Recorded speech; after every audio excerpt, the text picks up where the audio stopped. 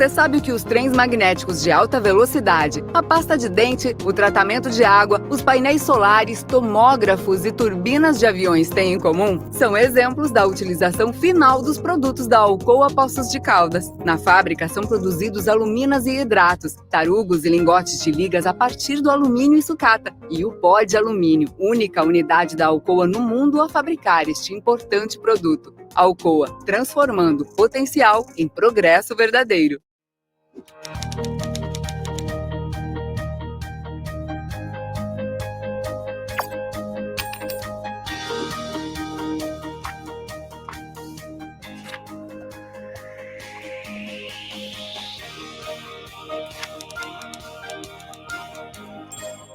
E o KDP, de certa forma, ajuda pessoas como eu a entrar de alguma forma no mercado. Liberdade que a gente precisa para trabalhar. Eu realmente entendi que eu era uma escritora. Faz com que eu tenha tranquilidade de escrever sem me preocupar com e amanhã eu vou para o KDP. Nem pergunto mais, nem me preocupo mais.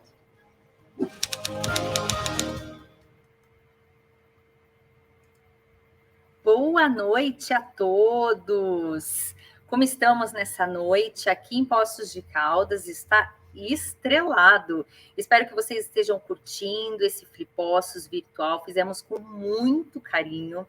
E eu quero falar só antes de entrar nessa próxima atividade, que é muito importante, que em 2022 estamos lançando o primeiro Prêmio Literário Nacional para Escritores Independentes.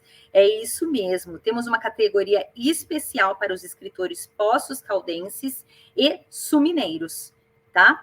Não deixe de consultar o regulamento. Desculpa, Carol de Libras aí, tampei você de novo, né? Mas eu vou falar de novo, então. A gente tem uma categoria especial para os escritores poços caldenses e sumineiros.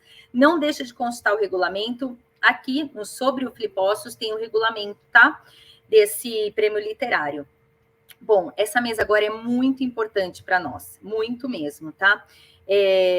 Nós fizemos em 2022 o Ciclo Território Literário Sumineiro. Ele está sendo lançado nessa edição do Flipossos, tá? É um conjunto de atividades sugeridas pelo Polígono Sumineiro do Livro, para enfatizar a importância da leitura no sul de Minas Gerais. Seus inúmeros autores do passado e do presente, e ainda tem como missão fortalecer Poços de Caldas, o maior celeiro de escritores da região, tá? A candidatura da Unesco para integrar a rede internacional das cidades criativas, se tornando assim a primeira no âmbito da literatura no Brasil. Olha que maravilhoso, gente! E a segunda em língua portuguesa no mundo. Então, apoie Poços de Caldas, é isso aí, Poços Literária. Quero ver todo mundo aí apoiando Poços para entrar. Agora, então, vamos para essa mesa do Polígono Sumineiro, tá? Do Ciclo Território Literário Sumineiro. A mesa chama Revista Protótipo, a cinquentenária revista de geração mimeógrafo, Passos, Sul de Minas Gerais, Brasil, com Alexandre Marino, Antônio Barreto, Gilberto Abreu e Marco Túlia. E como mediador, nós temos o Alexandre Brandão. Sejam bem-vindos. Deixa eu colocar vocês aqui. Sejam bem-vindos, tá? A mesa é de vocês. Deixa a palavra com vocês agora. Sejam bem-vindos. Deixa eu colocar vocês aqui. Boa noite. A mesa é de vocês. Deixa a palavra com vocês. Acho que está tendo um eco, não sei se é só para mim. Vocês estão com esse eco, não? Bom, boa noite a todas as pessoas que estão nos acompanhando aqui para esse papo, estão acompanhando ao vivo e também aquelas que nos acompanham. Não dá, pô.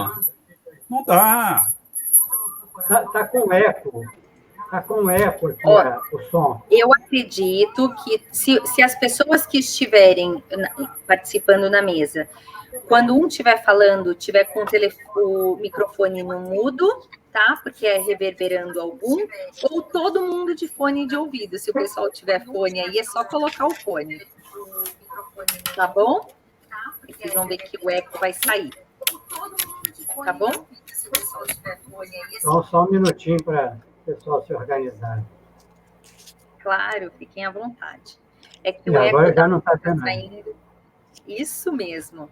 Maravilha, gente. Então, vamos lá. Desculpem esse transtorno inicial, mas boa noite a todas as pessoas que estão nos acompanhando aqui agora e aquelas que nos acompanharão depois assistindo essa live que estará gravada.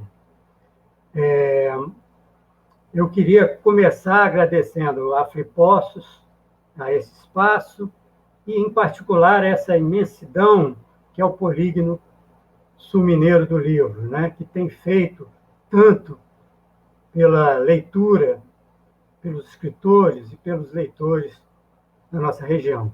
É realmente um trabalho espetacular. A gente tem muito a agradecer a vocês.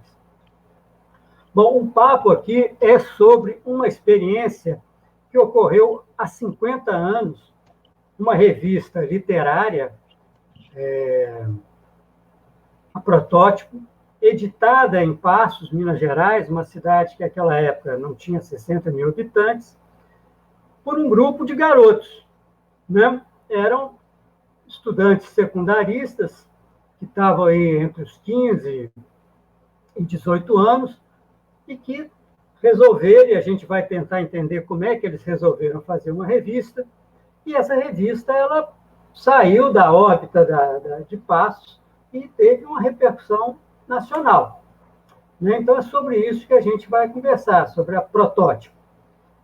Antes de começar, eu queria dizer que a gente teve um imprevisto aqui com a participação do Antônio Barreto. Ele não vai poder estar conosco, o que é uma pena, porque o Barreto foi efetivamente o editor dessa revista, né? Ele esteve à frente, era o organizador, e então ele não está aqui com a gente perde um pouco do sabor, mas os outros sabem todas as histórias e nos ajudarão aí a entender esse fenômeno, né? Que isso foi realmente um fenômeno. Eu estou com 3 escritores, e o Barreto era o quarto, que são escritores que começaram ali, mas são reconhecidos nacionalmente, né?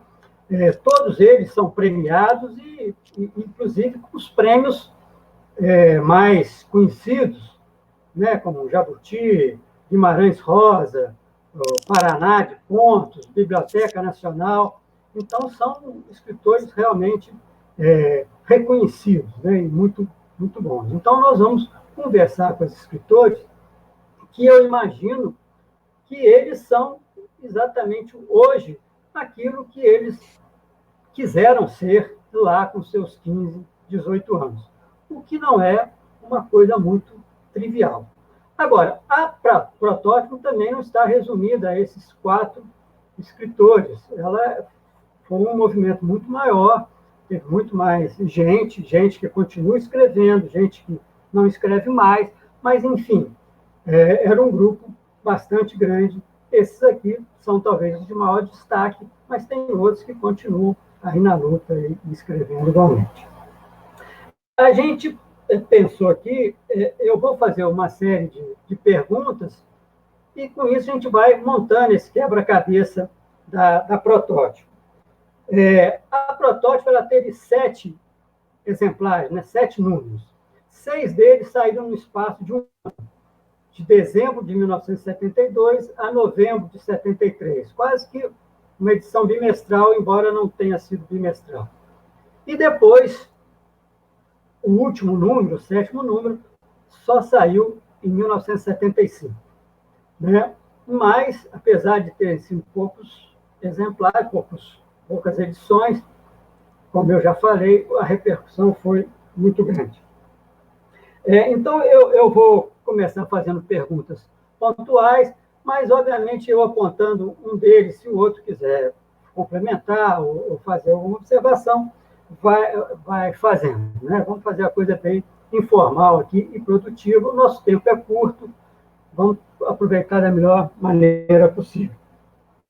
Eu vou começar a perguntar ao Marco Túlio, porque eu acho que, antes da gente chegar à revista, tem um movimento anterior, que é como é que um monte de de alunos secundaristas chegaram à União Passense dos Estudantes Secundaristas, que é a UPS. Então, antes deles fazerem uma revista, eles foram para um órgão, digamos assim, de representatividade, de representação dos alunos, né? Era um ato político, né? Eu queria, então, que o Marco Túlio contasse um pouco como é que foi esse movimento inicial. Boa noite a todos que nos acompanham. Alexandre, naquele período, é bom lembrar que os grêmios estudantis tinham sido fechados pela ditadura, mas o de Passos continuava aberto, estava se fingindo de vivo, né? A gente estava lá funcionando normalmente. E eu, Zé Alexandre Marino, que está aí, éramos ainda alunos de ginásio e não do segundo grau, né? Quando fomos convidados a ir para a União Passense dos Estudantes Secundários. Isso aconteceu por causa de duas lideranças. No Colégio Tiradentes, aqui de Passos, tinha o Geraldo Rezende, que foi irmão, né? Era irmão do Sebastião Rezende, um grande escritor lá de Guaxupé, falecido também. E ele tinha em torno dele um grupo de alunos lá no Tiradentes. E lá no Colégio Estadual havia o Leônidas Azevedo, que também tinha uma certa liderança ali, e junto com ele atuavam alguns alunos. No Colégio Estadual, onde eu estudei, nós fazíamos um jornal chamado Dica, e fomos chamados em 1971, né, para reativar o jornal da União Passense dos Estudantes Secundários, que era o Liberal. Então, nós chegamos num grupão, e desse grupão derivou o grupo aí que foi formar a Protótipo.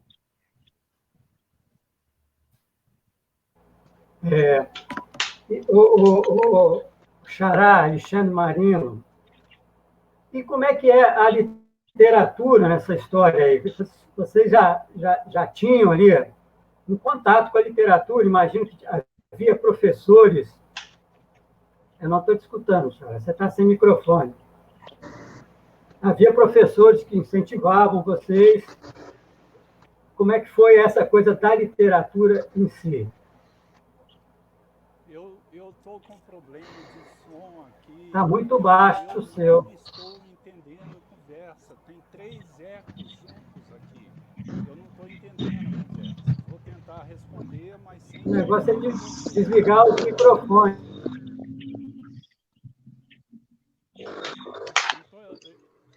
Eu estou com um problema de som aqui que tem que ser resolvido. Luan? Nós não estamos conseguindo te ouvir, cara.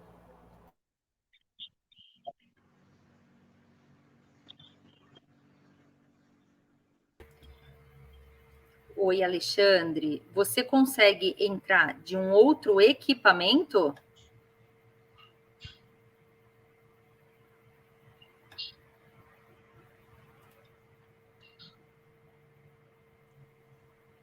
Eu vou tentar entrar pelo celular, então. Isso, ok. Tente entrar pelo celular. Mas Luan? pelo navegador, não é isso? Pelo navegador? Não, exatamente. É o mesmo jeito. Clica no link e entra. Bom? Espera aí.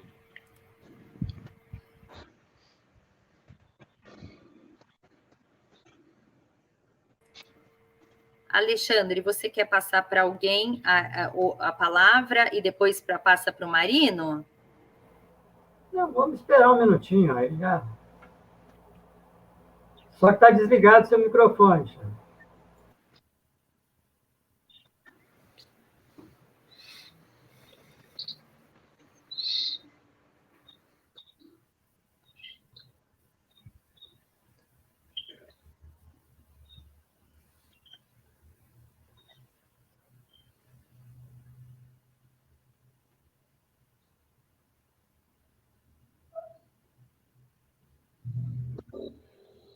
Brandão, qual que é a pergunta que você fez para ele, para a gente, às vezes, começar até ele entrar?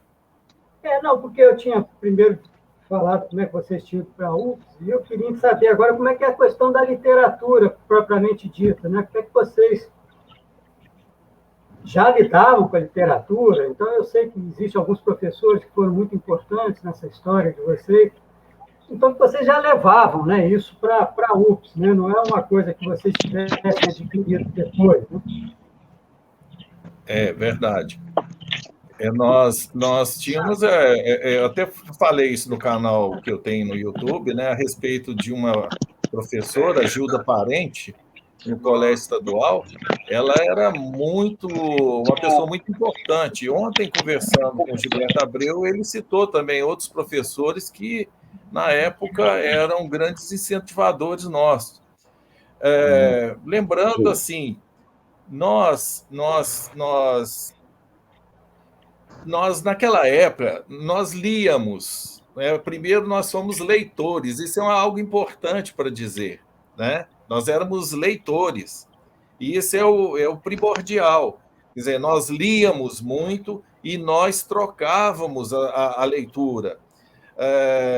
Se alguém lia um determinado autor latino-americano, logo chegava ali na União Passense Estudante Secundário e falava: você já leu Cortázar, História de Cronópolis e Famas? Você já leu tal livro?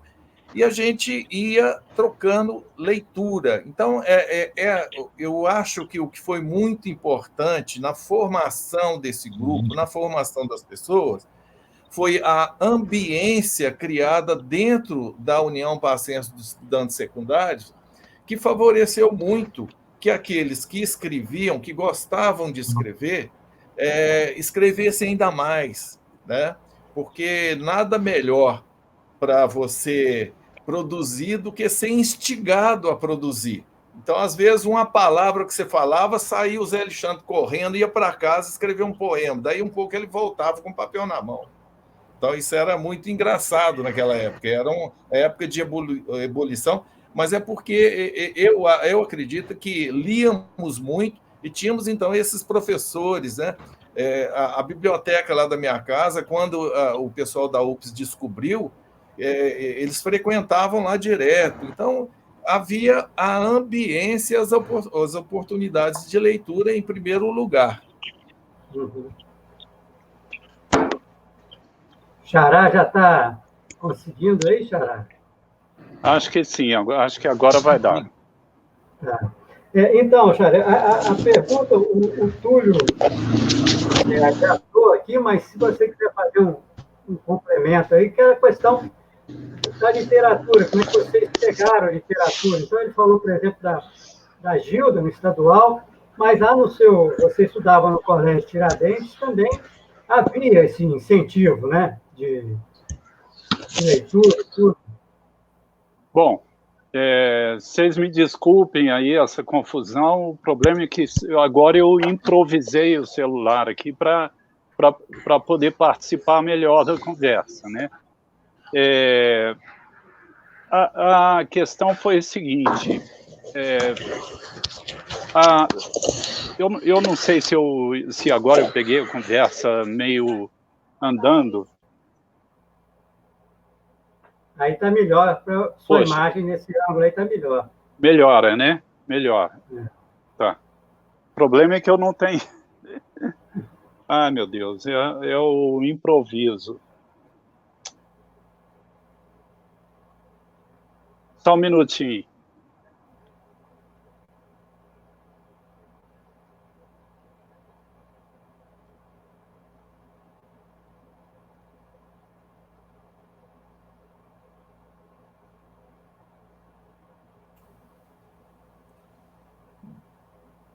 Brandão.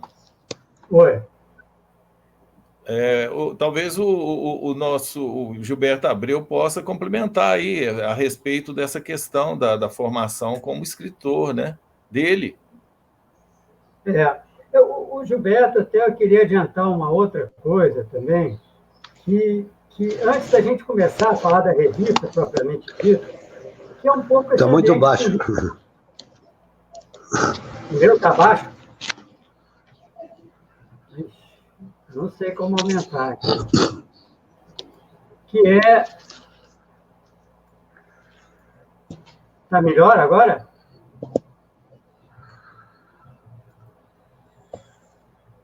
Tá baixo, vocês estão me ouvindo bem? Estamos.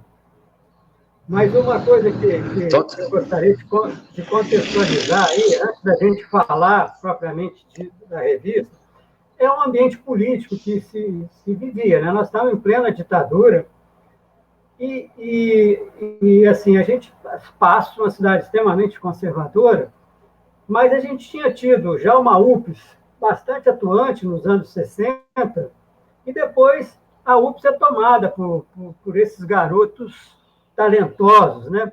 Como é que você vê essa coisa, a literatura também como uma forma de resistência, né? Sem dúvida. Antes da criação da revista, a UPS já tinha uma atuação política importante.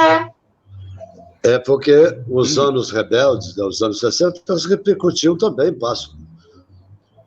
O maio de 68 em Paris, a invasão da Tchecoslováquia, houve manifestação até em favor do Alexander Dubček, o líder tcheco. Então, já havia uma participação política interessante, apesar da ditadura. A Protótipo surge em 72, mas mesmo em 71, quando eu estudava em Belo Horizonte para me tornar professor, eu participei do Festival da Canção e tive uma música censurada. E depois disso, voltando a Belo Horizonte, eu fui preso. Fiquei 10 dias preso. E isso marcou muito a minha vida. E aí depois eu voltei ao festival, né, felizmente, ganhei por 2 vezes. E a primeira vez foi com um título que me inspirou, a letra, né, da música, do querido Antônio Barreto. Ele criou a expressão latino-americana. Aí eu fiz um jogo de palavras e de ideias com os países da América Latina, e aí vencemos o festival. Quer dizer, em 71 eu já tinha, inclusive, sido preso. Mas o meu contato com esses garotos, porque eram garotos, eu sou um pouco mais velho que ele, alguns anos, é que em 72 eu fui um dos vencedores do Concurso Nacional de Contos do Paraná, e eles ficaram sabendo e foram me visitar, entusiasmados, num bairro, que eu morava no bairro das Candeias, né? E eu recebi aqueles meninos com muita satisfação. E aí, a partir dali, criamos uma espécie de fraternidade, de admiração recíproca, e que, infelizmente, isso permanece até hoje. E é até muito me honra. Nós vamos voltar a esse assunto aí, porque eu acho que isso aí tem uma importância muito grande em relação à rede que a Protótipo fez. A gente volta a falar nisso. Mas vamos começar, então, a falar exatamente da revista. Então, eu perguntaria ao Alexandre Marino como é que foi a ideia de fazer a revista, como é que vocês chegaram à revista e quais eram as pretensões com essa revista? O que vocês queriam com essa revista? Bom, Xará, esse grupo que fez a revista se reuniu primeiramente na União Pacense dos Estudantes Secundários, que era uma entidade estudantil, e grande parte desse grupo foi para lá para fazer um jornal, para modernizar um jornal super careta que tinha lá na época, né, que era órgão da UPS. E tentando modernizar o jornal, todo mundo ali gostava muito de escrever, era super afim de colocar suas ideias no papel e publicar. Aí o que aconteceu?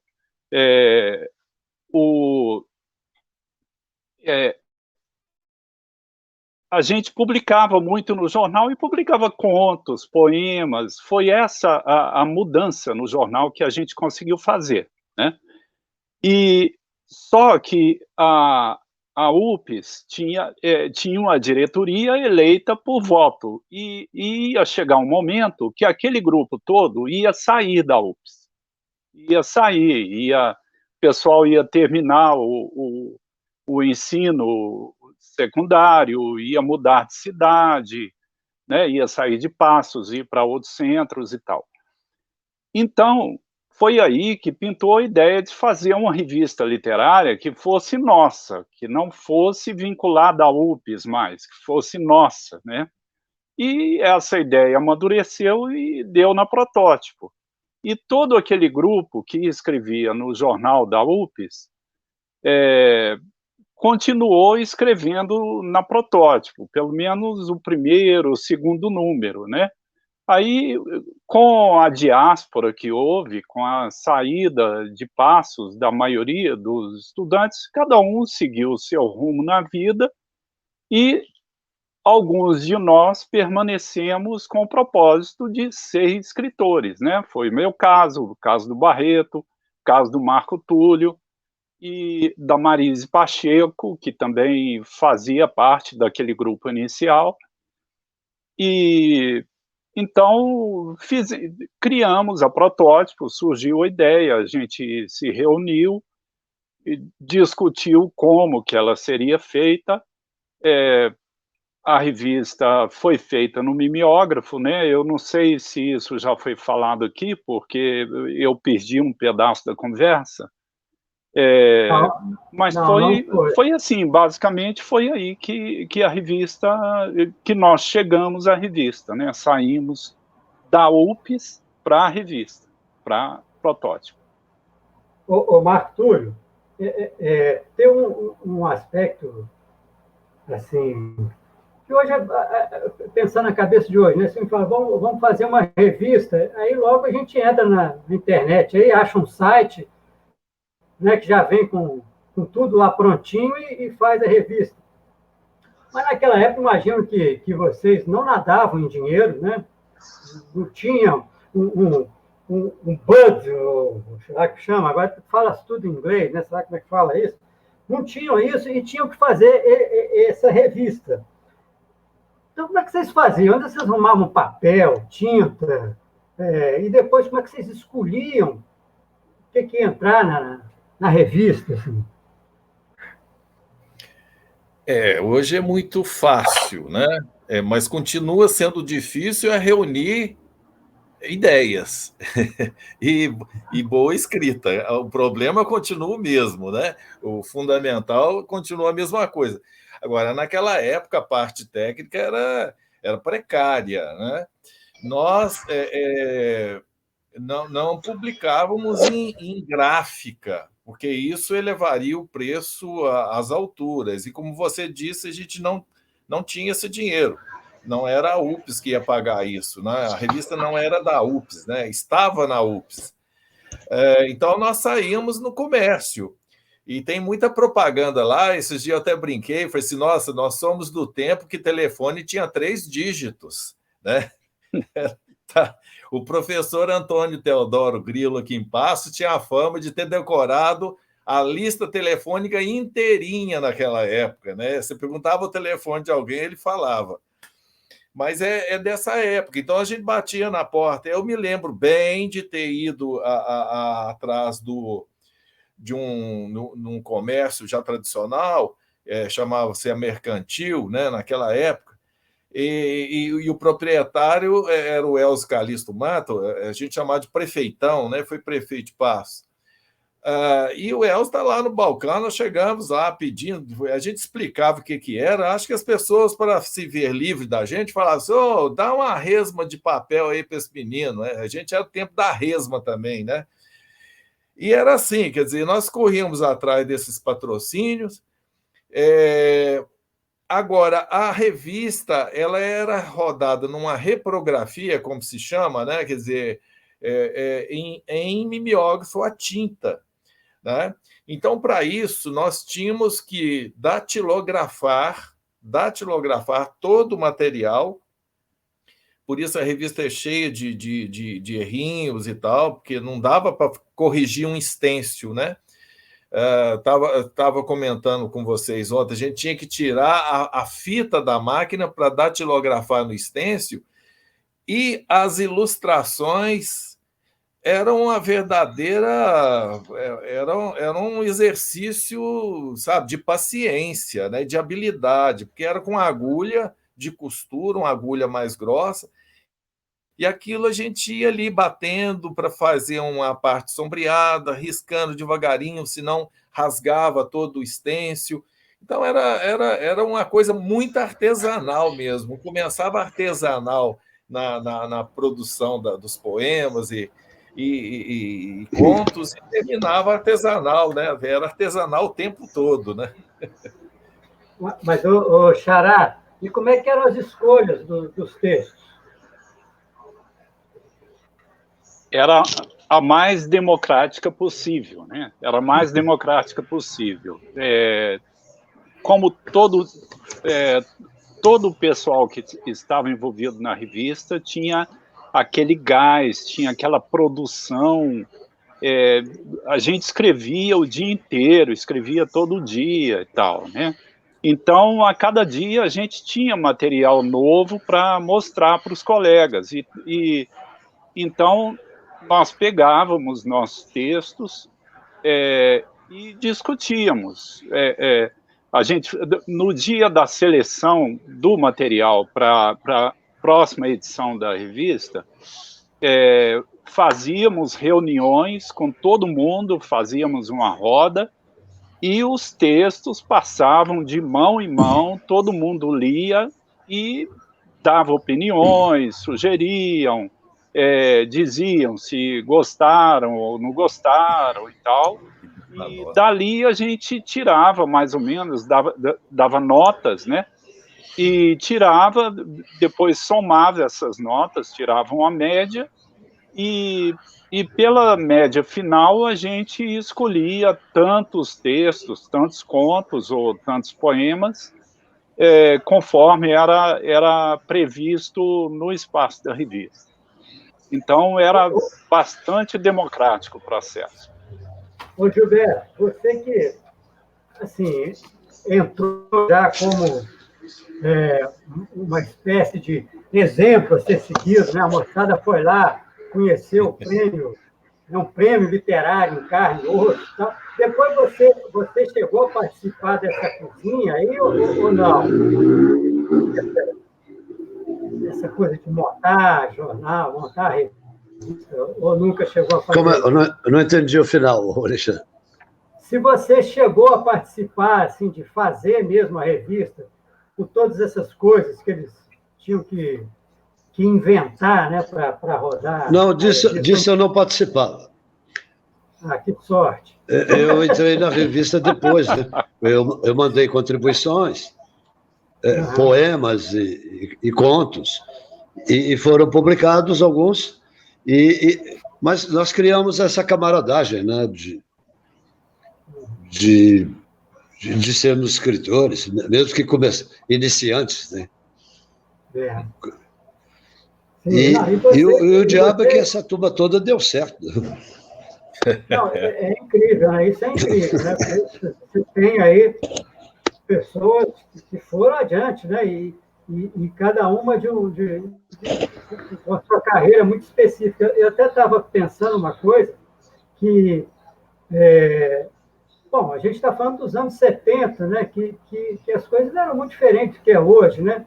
E o espaço da mulher ainda era muito diferente do que é hoje. O espaço do negro no ambiente intelectual assim também era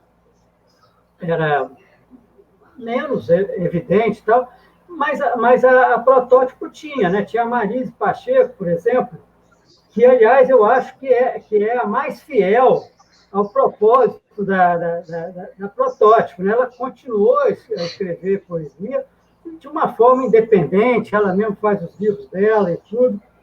E tinha também o Paulo Regis, né, que é um cara que eu não conheci, mas que vocês se falam nele, tanto como bom escritor, como um grande camarada, né? Então, eu acho que isso é um ponto muito bacana. Não sei se vocês querem falar um pouco mais, se existem outras pessoas como tenho conhecimento, assim, e até como é que era. Eu sei que tem muitas meninas, muitas mulheres no grupo da UPS, né? Mas eu não sei exatamente se todas estavam lá também na Protótipo. Você está sem microfone, Túlio.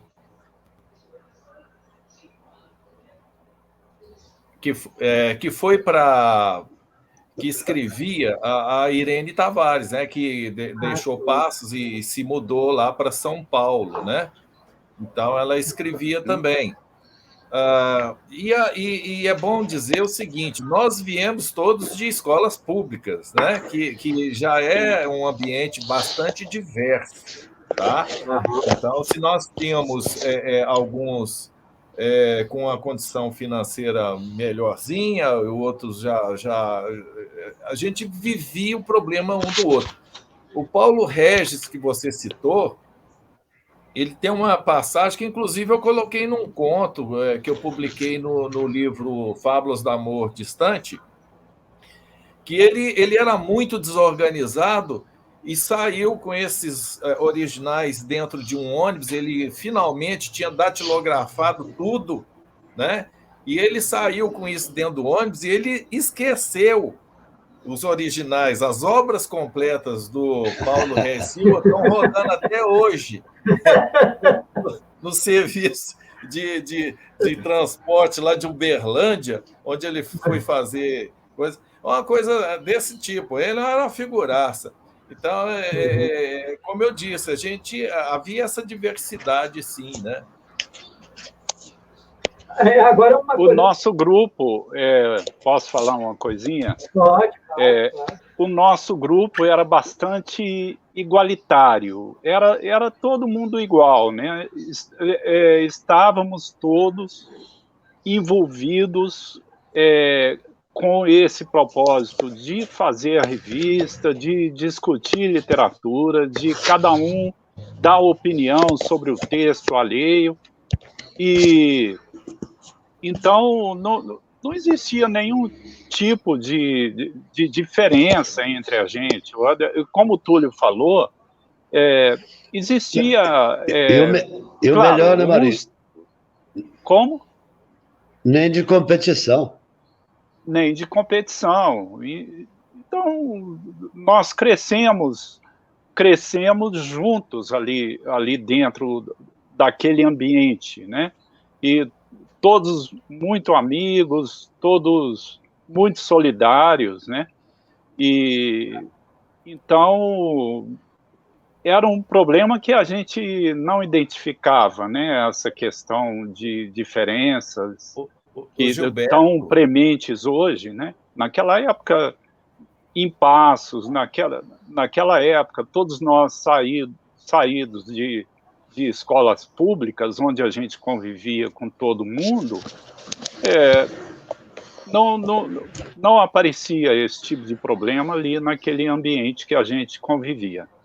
Aliás, o Gilberto falou a palavra competição, e nós, por várias vezes, eu, Zé Alexandre, por exemplo, umas 3 ou 4 vezes, participamos de concursos literários e fomos premiados juntos. E quando um era premiado, o costume era todo mundo ir, né? Todo mundo ia receber o prêmio. Um era primeiro lugar, o outro era segundo, de repente invertia no outro concurso. Nós fomos para o Espírito Santo, depois Paraná, tinha lá em Araguari. Premiado era o grupo. Era o grupo. Era o grupo. Mas, olha, a diversão era ir junto. Tem um mistério aí, para mim, que eu quero que vocês procurem revelar para mim, que é o seguinte. Eu imagino que a revista ela começou circulando em Passos. Não sei se vocês levavam para as escolas, eu não sei qual era esse negócio. Mas aí, de repente, vocês já estavam montando uma rede, né? Se a gente pensar hoje nas redes eletrônicas, vocês fizeram uma coisa parecida, né? Vocês tinham contatos, você mesmo falou assim, com escritores sei lá, do Paraná, que eu sei que vocês tiveram, outros de Minas, outros de outros lugares.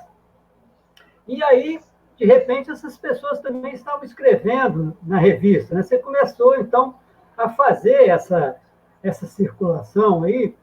Agora, como é que vocês fizeram isso? Como é que foi vocês deram esse encontrar? Como é que vocês encontraram e montaram essa rede? Assim?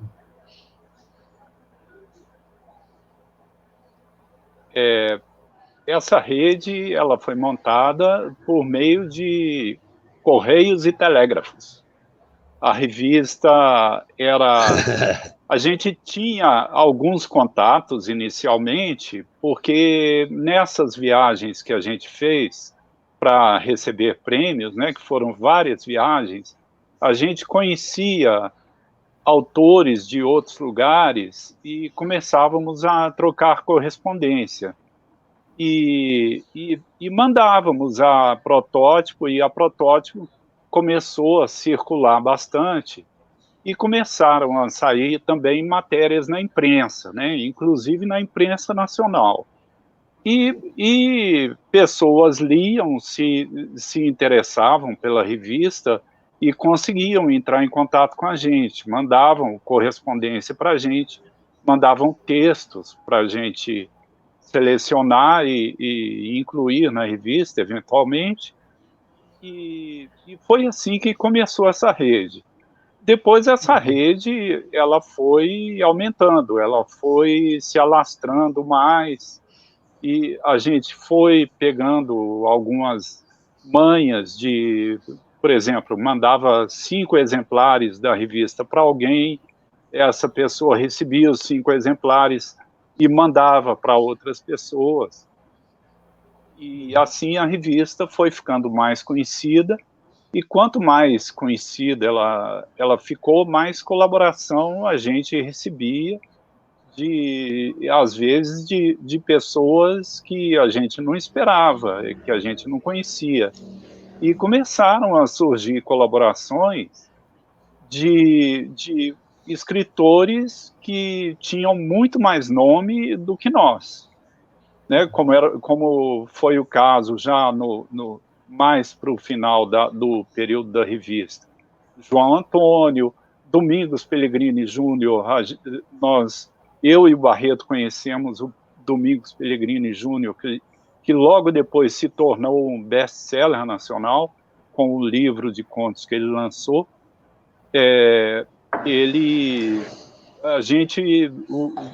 Nós nos conhecemos em Campinas, recebendo o prêmio de um concurso.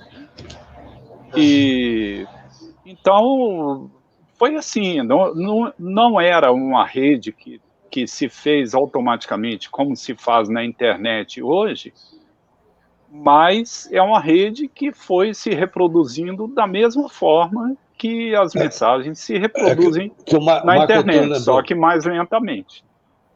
Correios e telégrafos. É bom acrescentar aí, né, Zé Alexandre, que boa parte da tiragem da revista, porque o Barreto foi para Belo Horizonte, se mudou para Belo Horizonte antes de nós sairmos de Passos até. Sim. E lá em Belo Horizonte, ele é uma pessoa, aliás, essa pergunta seria boa para ele estar aqui respondendo, né? Ele era a pessoa ideal. Ele é muito conectado, ele é muito ligado a tudo. E ele sempre conhecia Deus e todo mundo em Belo Horizonte, em pouco tempo. Né? Pouco tempo ele conhecia aqueles escritores de Belo Horizonte que circulavam ali pelo suplemento literário, toda aquela moçada ali que circulava pelos bares, né?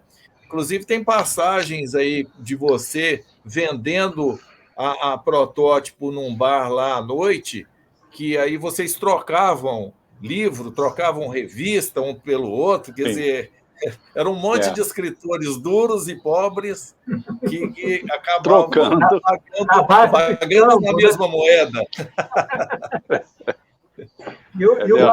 O Barreto tinha tanto trânsito, tanto trânsito, que uma vez ele me entrevistou para o jornal Estado de Minas, uma página inteira. E no suplemento literário sempre havia referência a algum de nós. Isso é por influência do Barreto, que, aliás, é o grande ausente de hoje. Sim. O Barreto, na verdade, ele foi o grande mentor da revista, né? Porque ele já era muito mais articulado do que a gente, desde quando a gente começou, e depois, quando ele chegou em Belo Horizonte, ele agregou totalmente as pessoas ao redor da Protótipo, porque o Barreto, ele se mudou para Belo Horizonte em 73. Eu, por exemplo, fui para Belo Horizonte em 74. E a revista teve os seus 6 primeiros números lançados no espaço de um ano, entre 72 e 73. E o 7º número da revista saiu 2 anos depois, exatamente 2 anos depois do 6º número. Esse período de 2 anos, o Barreto agregou tudo que dizia respeito a Protótipo. O endereço de correspondência da Protótipo passou a ser o endereço dele, o endereço pessoal dele, residencial, e então toda correspondência que chegava para Protótipo chegava na mão dele. E ele trocava correspondência, ele respondia às cartas, ele trocava material. Então ele reuniu um material muito grande que 2 anos depois do 6º número, nós reunimos e selecionamos para fazer o 7º número da revista, né? Então, esse 7º número, ele já tinha uma diferença, assim, dos outros, até sim, uma diferença mais de propósito, digamos assim, não? Porque aí a revista já havia se aberto para o mundo, né? Os 6 primeiros números, não digo os 6 primeiros números, mas o propósito inicial da revista era mostrar os trabalhos do nosso grupo para o mundo, né? Uhum. E o 7º número foi outra coisa, foi veicular na Protótipo várias experiências literárias que a gente passou a conhecer, né? Então, o 7º número, que foi o último número da Protótipo, ele tinha uma proposta de inaugurar uma segunda fase da revista, né? E passou a ser o único número da segunda fase. Aí já havia ensaios sobre literatura, textos de reflexão sobre literatura, havia entrevistas, e inclusive de muitos outros autores que não tinham diretamente nada a ver com o nosso grupo. Eu queria acrescentar uma coisa aqui interessantíssima, que é uma percepção que eu tive aqui agora. E talvez até eu já tenha tido antes, mas agora eu vou verbalizá-lo. Nós nunca tivemos pretensão, por exemplo, de criar uma escola, um grupo, nada disso. Cada um de nós tem uma tendência, talvez artística, diferente. Sim. Aliás, o que nos une, talvez, é o amor pela literatura. Sim. Essa fraternidade vem, inclusive, do respeito com o trabalho que cada um de nós faz. Sim. E isso agrega ao grupo. Essa fraternidade não combinada e não estatuída é que é o mais brilhante da memória da Protótipo. E eu acho, ontem eu até cheguei a comentar com vocês, que essa coisa da Protótipo, esse grupo que se articula, isso é um negócio que aconteceu poucas vezes, em Passos nunca aconteceu, e no Brasil aconteceu pouquíssimas vezes. Tem um grupo que que se junta em um determinado momento e que continua. Isso que você falou, cada um tem o seu propósito, tem o seu projeto literário, mas existe aquela união, né? Inclusive, um opinando sobre o que o outro está fazendo e não sei o quê, que é um negócio incrível, né? Porque a literatura costuma criar muitos egoístas, né? A literatura já exige uma solidão muito grande e, às vezes, o sujeito quer ser autossuficiente, né? E esse grupo mostra que não é bem assim, né? Que você pode ter uma solidariedade artística. Eu dou um exemplo aqui. Quando eu fui homenageado na Feira Internacional do Livro de Ribeirão Preto, né, eu fiz questão de convidar a todos para que recebessem a homenagem comigo. Porque, na verdade, não era uma coisa individual minha. Porque eu faço parte de um grupo de sonhadores e que cada um, a seu modo, vai levando adiante a sua escritura. Sim. Eu queria lembrar também, Diga.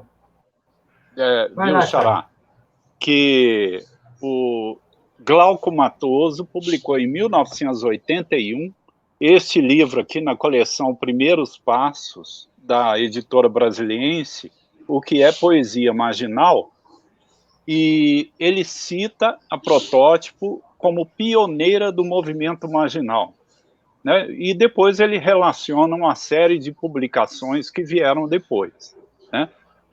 E o que caracterizou essa geração marginal... Esse samba vai para Glauco Matoso e Arrigo Barnabé.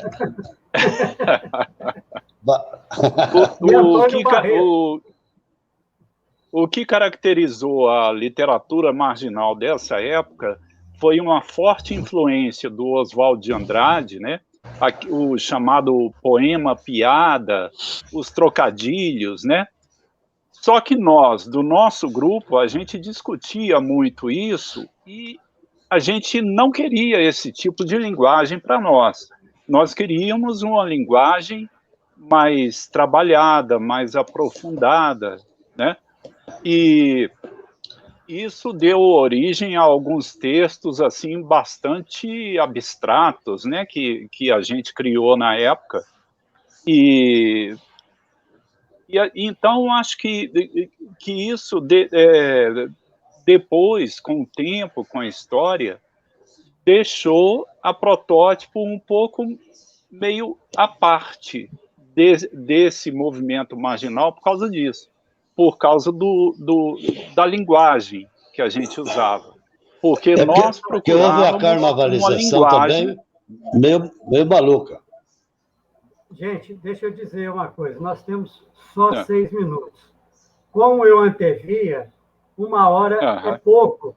E a gente, nesse momento, tem até que dizer que 1 hora sem o Barreto é diferente de 1 hora com o Barreto. Se ele estivesse aqui, essa 1 hora nós íamos ter que escalar para umas 3 ou 4, né? Mas, enfim. É verdade. Então eu gostaria, para a gente caminhar para o final, que vocês dessem aí uma fala de como é que vocês estão nesse momento, com seus projetos literários e tudo, para deixar para o pessoal uma dica, né, desses escritores tão importantes que andam fazendo, que andam preparando aí para a gente. Eu posso começar? Pode. Vai lá. Eu comemorei no ano passado 40 anos de publicação do meu primeiro livro publicado, O Mágico Desinventor. E fiz questão de fazer um certo barulho em torno disso, porque foi uma proeza conseguir publicar um livro naquela que era, na época, o maior conglomerado editorial do Brasil, da América do Sul, enfim. A editora Record é hoje ainda uma imensa editora, né? E consegui fazer isso e E claro que depois, hoje, pensando, tudo aquilo que eu criei, toda essa obra, tem a ver com aquele meu início, né? Eu fiquei 50 anos sem abrir a Protótipo. Esse ano, quando eu descobri que ia fazer 50 anos da publicação, eu fui começar a ler meus textos e, evidentemente, que hoje eu não publicaria aquilo daquela forma, mas eu abordaria aqueles problemas. Eu tenho mostrado... Era o embrião das suas ideias. É o embrião das minhas ideias e tem uma certa... um certo gosto por escrever utilizando aí metáforas, alegorias, é uma coisa que eu faço até hoje, né? É uma coisa que eu faço até hoje. Então, eu vim de lá, pequenininho, como diria o samba. Mas hoje, não que eu seja grande, mas é evidente que eu sou maduro o suficiente para perceber que eu estava lá naquela época, né? Eu não mudei tanto assim, não. Muito bom. Gilberto? Olha, eu tenho produzido pouco ultimamente, mas eu tenho alguns projetos. Eu tenho um romance paralisado que às vezes tranca, né, a criação. Um projeto é sobre o filósofo holandês de origem portuguesa, né, Spinoza, que você vai chamar, né, o polidor de lentes. Eu quero dizer desse livro, é claro que não é um romance histórico, é com referência histórica e nem é biográfico, é uma criação ficcional, é uma metáfora, né, de que a filosofia não melhora a visão de mundo das pessoas. O próprio filósofo fez isso. Talvez polir lentes, né, as faça enxergar o mundo melhor. E há um outro projeto que esse é segredo, porque é sobre a nossa cidade.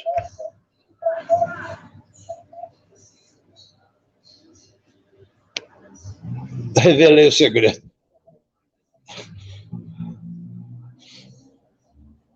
Gilberto, você tem uns ensaios aí que você andou compartilhando com a gente. Não tem ideia de fazer daquilo um livro, não? Compartilhar o livro? Não, uns ensaios que você andou repassando para a gente. Os ensaios.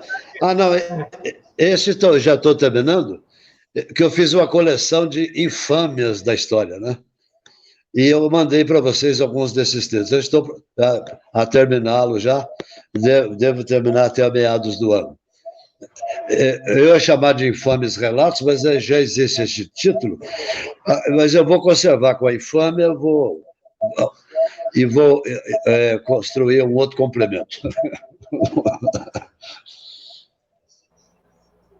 Xará?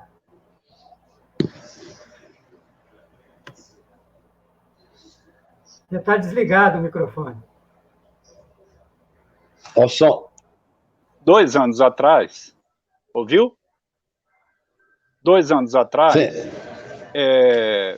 eu pensei com meus botões, né? O que eu terei feito em literatura daqui a 10 anos, quando eu terei mais de 70 anos? Isso 80. Me assustou. Isso me assustou. E eu resolvi criar o projeto 10 anos, que eu estou tentando disciplinar o meu trabalho, porque eu sou muito indisciplinado. Eu estou tentando disciplinar um pouco mais o meu trabalho a partir desse projeto 10 anos. Isso já tem uns 2 anos. Eu estou agora com um livro de poesia pronto para ser publicado, e que se chama Terra Sangria, e eu espero publicá-lo ainda este ano, porque ele foi produzido dentro desse clima de terror que a gente está vivendo hoje, né? Tanto por causa de termos uma pandemia que já está no final, pelo menos, né? E um governo fascista que eu também espero que esteja no final. E além desse livro de poemas, que vai ser o meu 8º livro de poemas, eu estou organizando textos em prosa, que são crônicas, contos, que muita coisa guardada, muita coisa que está sendo criada agora, para que eu possa reunir isso em outros livros, né, que ainda estão um pouco embrionários. É isso. Maravilha. Muito bem. Bom, então vocês veem aí que nós estamos diante de 3 escritores, 3 pessoas que também fazem uma reflexão sobre a importância do ato de escrever e que tem, desde moleque, né? Gente que com 15 anos abraçou essa pedra, né? Essa pedra para empurrar vida fora, né? A literatura tem isso, né? O sujeito, depois que começa a escrever, começa a ler, ele jamais vai abandonar isso, é difícil. Nós temos aí o Radoan, que foi criar a galinha, como dizem, mas acho que um dia ainda vão descobrir que ele escreve alguma coisa em algum lugar, né? Mas, enfim. Sim. Então, a literatura e a escrita, particularmente, enriquece a vida da gente, né? E é por isso que as pessoas têm um impulso de escrever, eu acho. Essa necessidade de se expressar. E quando você... Porque a vida em si não basta. A vida em si não basta, exatamente, já dizia Ferreira Goulart. É isso. Uhum. Bom, eu acho que nós então vamos chegando ao final. Mais uma vez agradecer a Flipos e ao nosso polígono sul-mineiro, né? A Helena por fazer às vezes a Flipos e ao nosso mediador, que é melhor do que o Pedro Bial. Posso ser melhor, não sou mais bonito, mas de repente sou melhor. Mas, e dizer para Poços de Caldas que nós somos totalmente torcida aí para que a cidade seja reconhecida, né, nessa empreitada. Estamos na torcida. Estamos na torcida e eu vou dizer por todos, mas eu acho que eles não vão me censurar, que nós estamos sempre disponíveis aí para Fripostos, para participar do que for preciso. Você viu, Helena, que esses meninos aí não são qualquer coisa, não. É Prêmio Jabuti para cá, Prêmio Biblioteca Nacional para lá, e todos nasceram de um sonho coletivo, né? Que eu acho que é uma grande lição que a gente deve deixar aqui para todo mundo, é que é um sonho coletivo. Obrigado a todos. Obrigado, Alexandre. Helena. Obrigado a todo mundo. Foi uma honra ter vocês, é exatamente como você falou, foi uma honra para nós termos vocês. Assim, agradeço muito ao Polígono, muito, é uma mesa muito, é o que precisa, assim, né? O Flipostos é exatamente isso. Teremos o Flipostos presencial em setembro, como eu disse. Acredito que o Polígono terá muito espaço, eu sei disso que terá, né? E quem sabe aí a nossa candidatura não sai também, aí vai ser uma festa mesmo em Poços.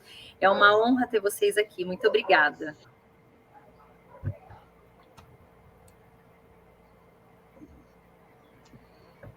Valeu. E vocês aí de casa, até amanhã. Nós voltamos às 10 horas da manhã. Gostou de alguma mesa? Gostou dessa mesa? Clique em favorito, já favorita aí. Ah, não, mas antes de eu terminar, gente, eu preciso falar para vocês uma coisa. Foi o chat que mais teve interação. Olá, amigos de Passos, José Rosa, PSML, olá, parabéns. Olá, amigos escritores de Passos. Aqui é Gilda Parente. Oi, Gilda. Olá, maravilha, vocês juntos. Pode falar. A Gilda é a mentora desses meninos aí todos. Ó, Maria Valéria Vasconcelos Rezendes, viva primos, estou Maria aqui pra Valéria, aplaudir grande vocês. Maria Valéria, prima de todos nós. Ó, Irene Helena. Tavares. Ô, Helena, existe Irene. mãe de leite. Essa aí, a Gilda, é mãe de letra nossa, viu? Que lindo, que lindo. Viva primos, estou aqui para aplaudir vocês, a Maria Valéria. Olá, Gilda, aqui é a Irene Tavares. Estou feliz e orgulhosa de ver os meninos comemorando os 50 anos da criação da Protótipo. Mas foram muitas palmas. Efraim Custódio, boa noite a esses contemporâneos e conterrâneos passenses. Ai, que lindo, muitas mensagens, gente. José Antônio Pereira, boa noite. Cá de Cataguases, ouvindo essa boa turma de passos. Arlene Porto Soares, mais uma vez, lembrando vocês que estou falando do celular da minha amiga Arlete, porque ela está falando do celular da Arlete Porto. Mas, assim, são muitas mensagens. O pessoal estava amando a mesa, gente. Se nós pudéssemos mesmo... É que eu não posso fazer a Caroline, né, Caroline? Senão ela vai ficar ali, ó. Muito obrigada. Vamos deixar, então... essa mesa, a continuação aí, quem sabe para o Flipossos presencial, tá certo? Um beijo a todos, um grande abraço, Flipossos. E com o Barreto, isso que eu ia falar. Vamos trazer o Barreto, ainda estou devendo essa para vocês, então. Ele está devendo para nós, na verdade. Exatamente. Beleza. Valeu, e você aí de casa até amanhã às 10 horas da manhã. Imprescindível. Abraço. Tchau.